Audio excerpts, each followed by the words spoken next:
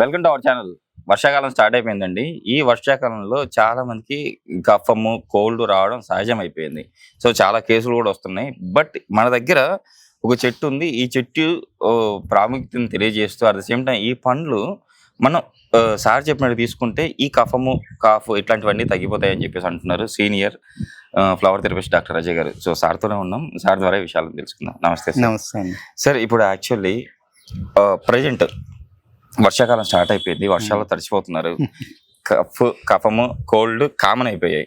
బయట మన హాస్పిటల్ చూస్తే 300-400 పేషెంట్లు రెగ్యులర్ గా రోజుకి హాస్పిటల్ పాలవుతున్నారు. బట్ ఇక్కడ మన చెట్టు ఉంది కదా సార్, ఈ చెట్టు యొక్క పండ్లు తింటే చాలు ఈ కఫము కంట్రోల్లోకి వస్తుంది అని చెప్పేసి అంటున్నారు. హౌ, ఎలా? దీన్ని మనం పొగడి చెట్టు అంటామండి. ఇది చాలా చోట్ల చూసి ఉంటారు మీరు. మనకి బాగా షేడ్ ఇస్తుంది, సంవత్సరం మొత్తం నీడ ఉంటుంది అని చెప్పి రోడ్ల మీద వీటి మీద చాలా వేస్తుంటారు. కాకపోతే జనాలకు తెలియంది ఏంటంటే దీనికి చాలా హెల్త్ బెనిఫిట్స్ ఉన్నాయి. ఆయుర్వేదంలోని దీనికి ఈ పండ్లే కాకుండా ఈ ఫ్లవర్స్, ఫ్రూట్స్ ఇవన్నీ కూడా వాడుతుంటారు. కాకపోతే మేము చిన్నప్పుడు మాకు ఇదేంటంటే ఎక్కడ బయట వైల్డ్ ట్రీస్ అన్నిటివి కూడా ఫ్రూట్స్ ఏవి దొరికితే తినేవాళ్ళమే. కాకపోతే ఇప్పుడు పిల్లలకి తెలియదు.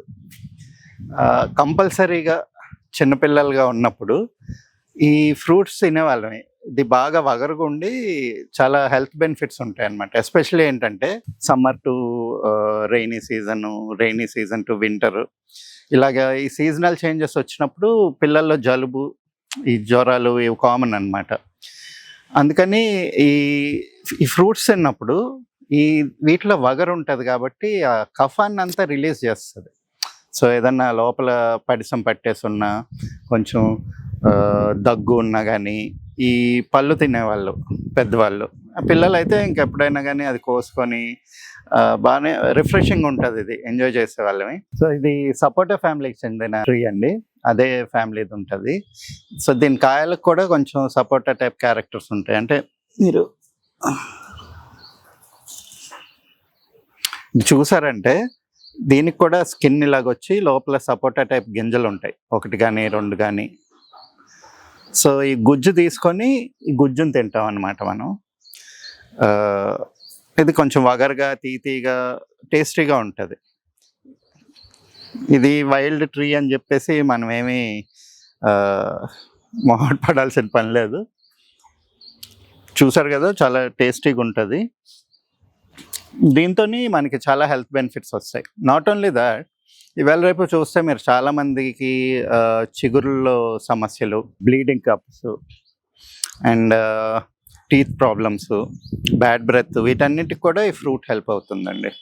ఎందుకంటే ఆ వగరు ఉంటుంది కదా, మన చిగురులను దగ్గరికి తీసుకొచ్చి దీనిలో ఉండే antioxidants, antimicrobial properties ఉంటాయి.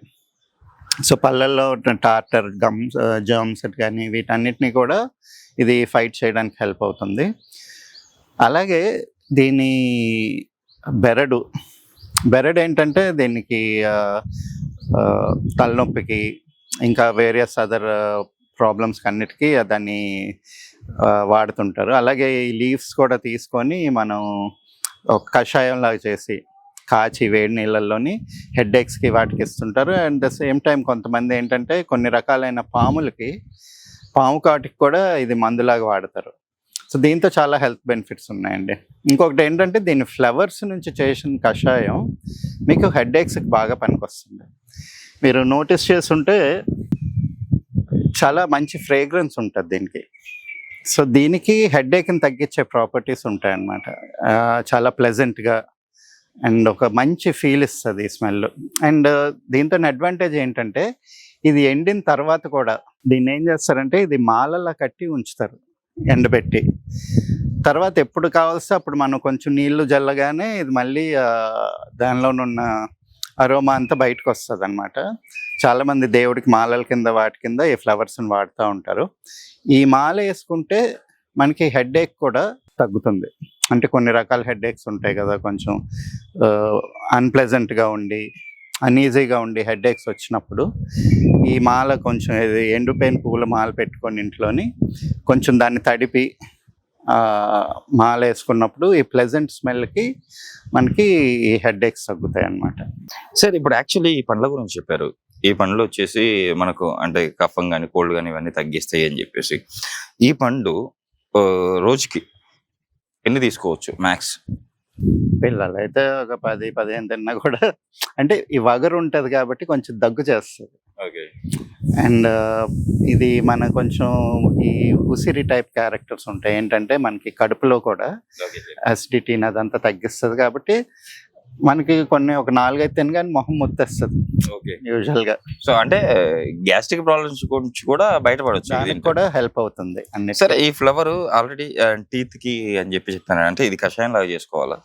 ఇది కషాయంలో చేసుకుంటే హెడ్ ఏక్ పనికి వస్తుంది. ఓకే. ఆ ఫ్రూట్స్ తింటే మనకి టీత్ కి హెల్ప్ అవుతుంది. ఆ Okay. వగరు ఉంటది కదా, Yes, yes. అదేంటంటే లోపల గమ్ ప్రాబ్లమ్స్ కి బ్లీడింగ్ గమ్స్ కి Okay. ఆ లూజ్ టీత్ ఉన్న వాళ్ళకి కూడా అది హెల్ప్ అవుతుంది. Okay sir. ఈ ఫ్లవర్ హెడ్ ఏక్ కి చాలా మంచి Okay. రెమెడీ.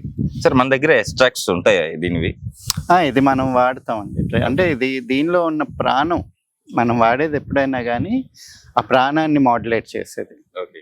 దైవ వృక్షాలు అంటాం కదా, Okay. దేవతలకు సంబంధించిన Yes. వృక్షం ఇది. సో దీంతో కొంత ప్రాణాన్ని రెగ్యులేట్ చేసే ఎనర్జీస్ ఉంటాయి. దీన్ని కూడా మనం మెడిసిన్ లో వాడుతుంటాం. Okay. అంటే అనాహత చక్రానికి సంబంధించి ఓకే. దానికి సంబంధించి ఇది హెల్ప్ అవుతుంది. చూసారు కదండి మీరు కూడా.